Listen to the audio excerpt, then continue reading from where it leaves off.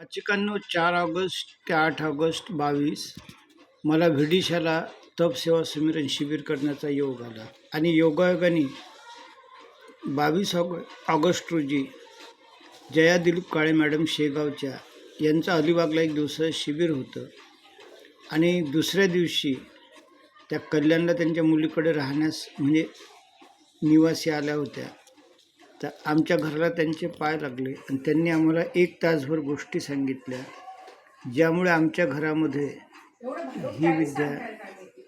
ही विद्या स्थिरावली. त्यांच्या गोष्टीमधले महत्त्वाचे मुद्दे असे होते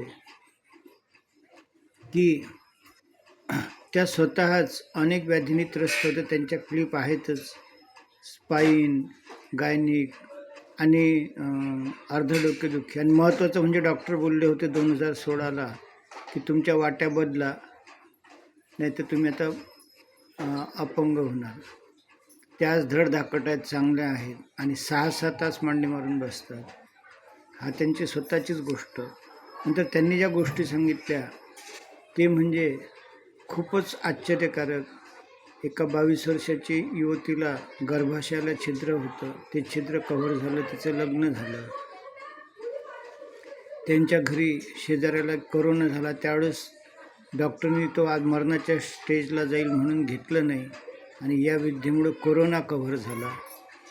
शुगर आणि इन्शुलिन, ब्लड प्रेशर तर अनेक उदाहरणं आहेत कव्हर झाल्याची. त्याच्यामध्येच चिखलीच्या गीता वाधवानी यांचा सिव्हर जे थायरॉईड असतं त्या गोळ्या बंद झाल्यात. अशी ह्या विशेष लक्षवेधी आणि इतर नेहमीचंच BP हे ते कव्हर झाल्याच्या गोष्टी